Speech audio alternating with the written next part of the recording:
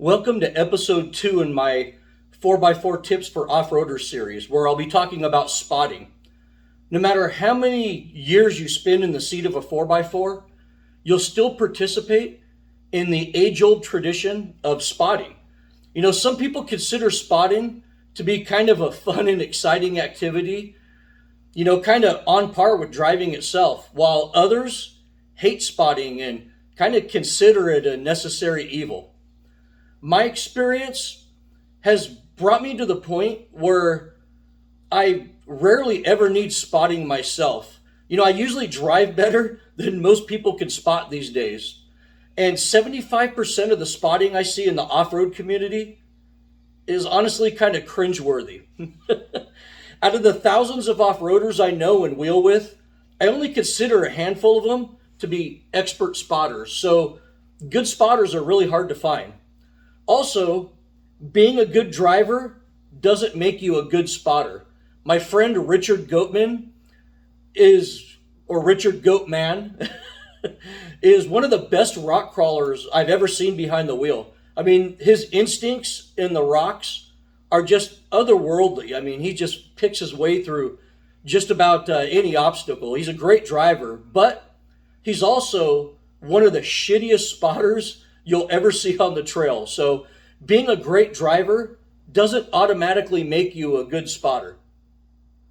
And I'll admit it, in the past, my spotting was really cringeworthy too. I mean, I was known to hang up or diff or two back then, but that was until I met a man named Cliff Stock a couple of decades ago, and he really set me straight with my spotting. Cliff has over 50 years of experience off-roading, and he's driven just about everything. I think he's in his late 70s right now, and he currently drives a pretty badass Jimmy's rock buggy. Well, Cliff isn't famous, but just about anyone who's been around rock crawling for a long time knows Cliff. He's a fearless driver behind the wheel, and he's literally one of the best spotters I've ever met in my life. Well, one day a long time ago, I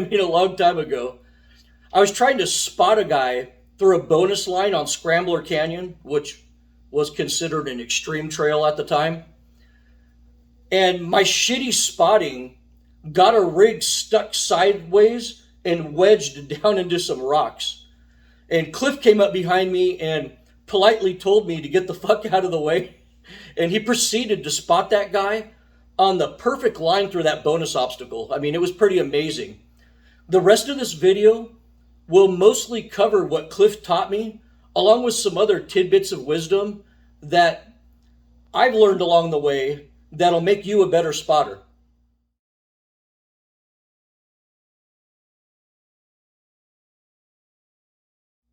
So at the end of that previous story I told, I'm always trying to improve myself and get better at the things I do. So I asked Cliff what I did wrong on that day of spotting. And he told me that I needed to ignore the front tires and watch the rear. In his exact words, Cliff told me, everyone knows where they're putting their front tires. The only mystery to the driver is what's going on with the rear tire. He told me that the only purpose of spotting those front tires is to line up the rear tires. And if you aren't doing that, you aren't really spotting. And I think Cliff was 100% correct when he taught me that. To this day, when I watch, the shit shows of spotting that occur on most trail runs these days, everyone's rear tires or diff is in the wrong place every time someone gets stuck. So as a spotter, you sometimes have to get the front tires in a really illogical position in order to line up the rear tires correctly. Here's an example of Cliff spotting me on one such line back in 2008. So lesson 1 in this video is to always spot the rear tire. We spot the front tires only to line up the rear tires. This is really critical if you're going to spot somebody through cracks or V-notches.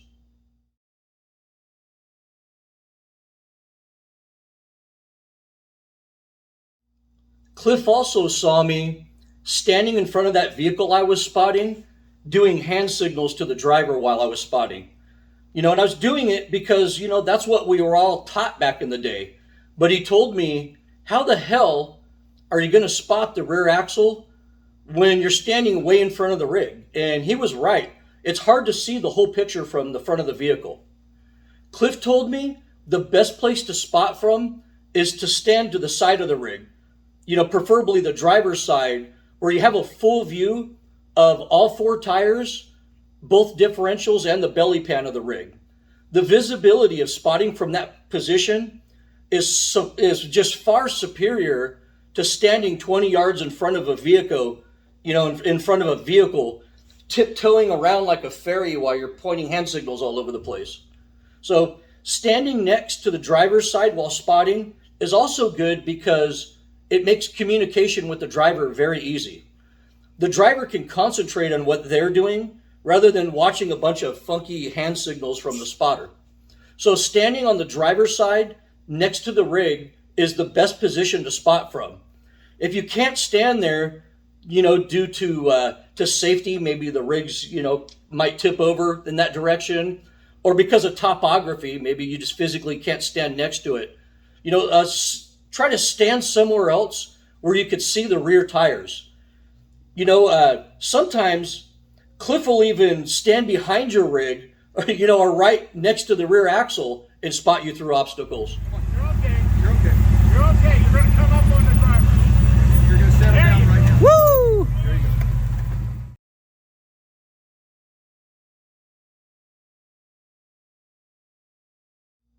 So next, let's talk about communication.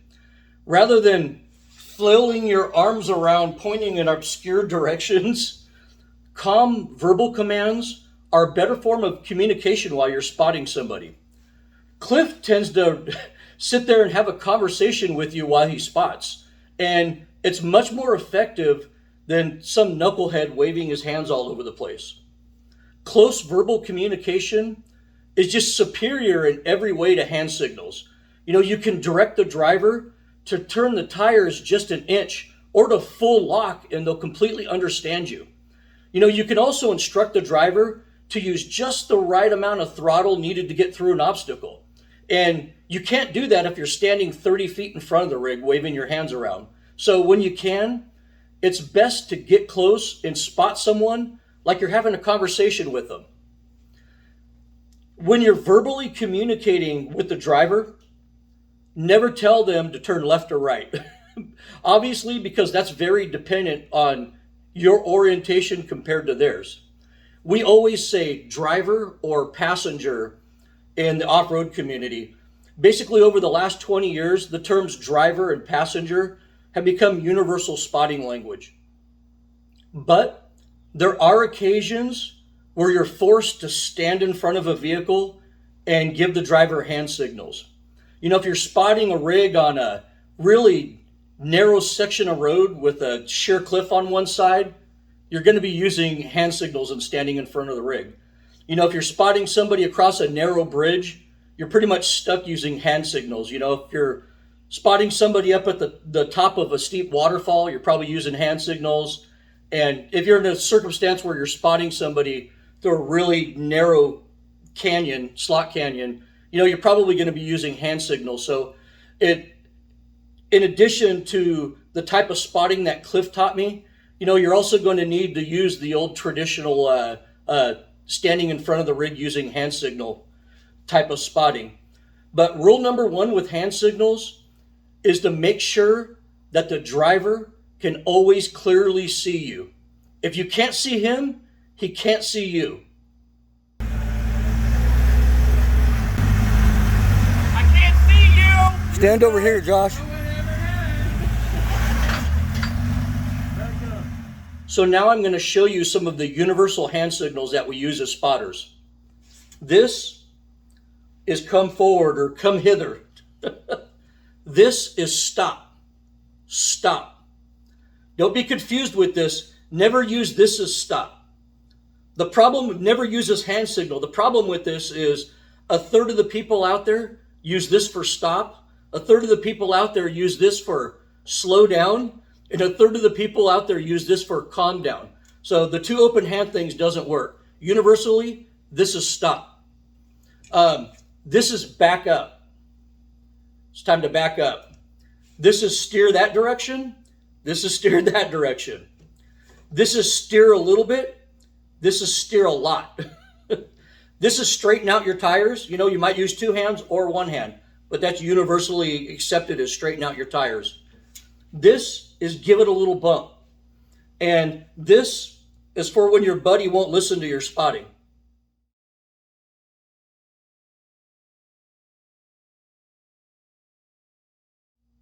And before I get any further with this video, I'm going to address the elephant in the spotting room, and that's trust issues. I'll be honest with you, I often have trust issues with spotters, especially if I don't know them. You know, when you've ended up on your side and lid as much as I have, you definitely develop trust issues, so it's perfectly normal. Our reality is that there's times when we have no choice but to pick a spotter or trust a spotter that we don't necessarily know. And when you do pick a spotter, you need to trust him, whether he's worthy of that trust or not. Always listen to your spotter. But honestly, where I really have trust issues a lot of time are off-road events. You know, some events tend to have pretty damn good spotters. You know, like the Jeepers Jamboree on the Rubicon Trail. They tend to have really good spotters. Other events have some of the worst spotting I've ever seen in my life, like Easter Jeep Safari in Moab. But when you choose to use a spotter, common off-road etiquette is that you are responsible for what happens to your rig while you're being spotted. When you ask some poor soul to spot you and you end up getting your door dented, it's ultimately your fault, and you'll be considered a major douchebag if you get angry with the spotter.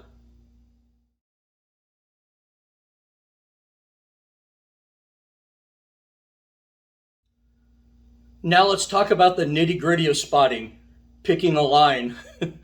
The core of spotting is putting the driver on the correct line through an obstacle. The correct line is usually considered the easiest way through an obstacle or the path of least resistance. The line will also depend on the capabilities and design of the rig. You know, getting a 95-inch wheelbase Jeep Wrangler up a ledge will be a lot easier than getting a Jeep Gladiator with the worst departure angle in the world up that same ledge. You know, also a solid front axle rig probably needs to put its tires on top of rocks, where an IFS rig might be able to straddle those same rocks. You know, and one guy might have really good tires that hook up well in the rocks and stay on a line, and you'll get another guy behind him with like Milestar Patagonias, and they just don't hook up and they keep falling off the line. So spotting can be very rig dependent. In general, your goal as a spotter is to keep the rig stable, prevent body damage, clear both differentials, and make sure that the tires are getting traction. And all of this needs to happen at the same time. It's often best for the spotter to walk the obstacle with the driver to, plan a line that they both agree on before he starts driving it. Picking a line is the part of spotting that is just more art than science, in my opinion. And finding lines through obstacles takes both experience and a sixth sense to master. The sixth sense of a spotter is a really weird thing. I've seen ladies that have never driven a full-wheel drive in their life who were just excellent natural spotters. They could clearly see a line through an obstacle and develop a logical plan to get the rig through it. And we've all seen the experienced veteran off-roader who just seems to get everybody they spot messed up. So it seems like you either have it or you don't sometimes. Usually though, honestly, bad spotting doesn't matter most of the time because the consequences of it are pretty minor. On most trails, bad spotting might mean that you get high centered on a boulder or get both diffs hung up on rocks, requiring a quick winch or strap while your buddies sit there and talk shit to you. And in those situations, bad spotting doesn't really matter. So just have fun and roll with it. It's part of the experience of off-roading. But on some trails, especially some of the extreme stuff we do in our buggies, bad spotting can completely destroy a rig or result in injury or death. I've personally been very close to death and very lucky too many times on the trail. In these situations, good spotting is absolutely critical. Don't even attempt dangerous obstacles if you don't have expert spotting expertise in your group.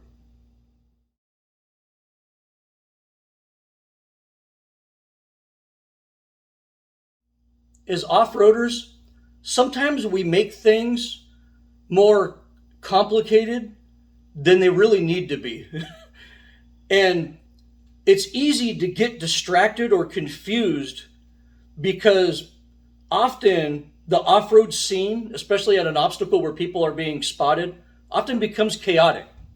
As a driver or spotter, you need to concentrate and just tune out the noise around you. You know, a bunch of alphas standing around barking out commands is a recipe for disaster. Only one guy should be spotting, and the driver picks who that spotter is. Everyone else around you needs to drink a tall glass of shut the fuck up. If someone else sees something that the spotter doesn't see, they should always tell the spotter, not the driver. And the spotter decides what to do with that information because the spotter's in charge. Only one person, only one individual should be directing the driver at any given time. So confusion is the enemy of order, and we want order when somebody's being spotted through an obstacle. Also, as a driver, you need to turn off your stereo, silence your nagging family members, and concentrate on what you're doing. If you have a stressed out wife or crying kids in the rig, kick them out and make them watch while you drive. And remember, always listen to your spotter. You hear that, Renee? Always listen to your spotter. Also, as a spectator in rock crawling, it's a tradition for rock crawlers to cheer and heckle a driver while they're being spotted or recovered. But when it comes to spotting, you need to mind your own business if you're a spectator. And I know, guys, it's harder than it seems to shut the fuck up. I've been on the trail countless times, sitting there watching or filming people go through obstacles, and just watch people get shitty spotting where I'm just like, oh, here's the part where they're going to slide into that rock and ruin their door or ruin their quarter panel. And I just have to bite my tongue and let it happen because that's the person the driver chose to spot him. So shut the hell up. Let things happen. If you do see something maybe the driver doesn't see or the spotter doesn't see, tell the spotter, but just don't intervene in his spotting or the driver and spotter's plan to get through an obstacle.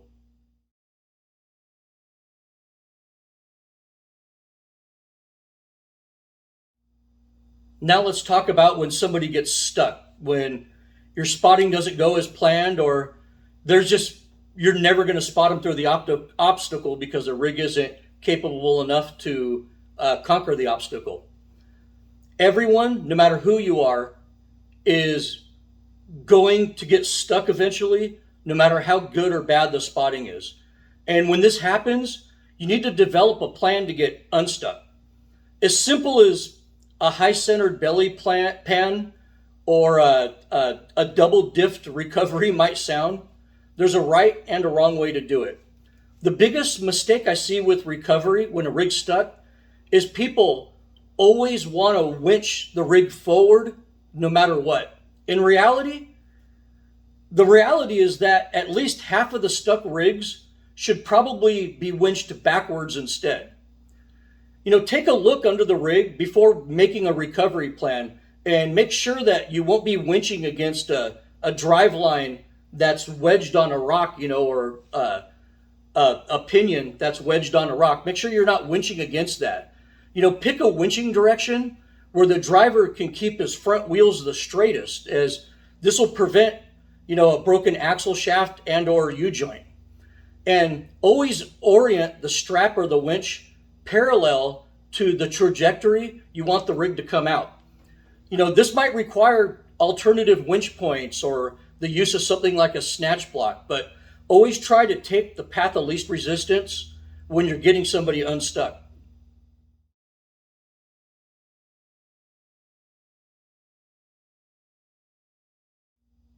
My buddy Rich once told me that spotting is so easy, it's complicated. Getting a rig, up a ledge or between two rocks is pretty straightforward until diffs hang up, a tire goes into an undercut, or a rig gets sucked down into a crack. That's when simple becomes complicated. Spotting is really a game of inches, not feet or yards, so you need to be slow, methodical, and patient while you're spotting. When a front tire acts, a rear tire might react. So you have to constantly monitor the situation and put the driver in the best position possible. It takes analytical thought and reasoning to spot, so don't forget to stop, slow down, and analyze what's going on. Well, I hope you enjoyed this video on spotting and that you were able to take some of my hard-earned wisdom and make it your own. Thank you for watching, and as always, keep the rubber side down.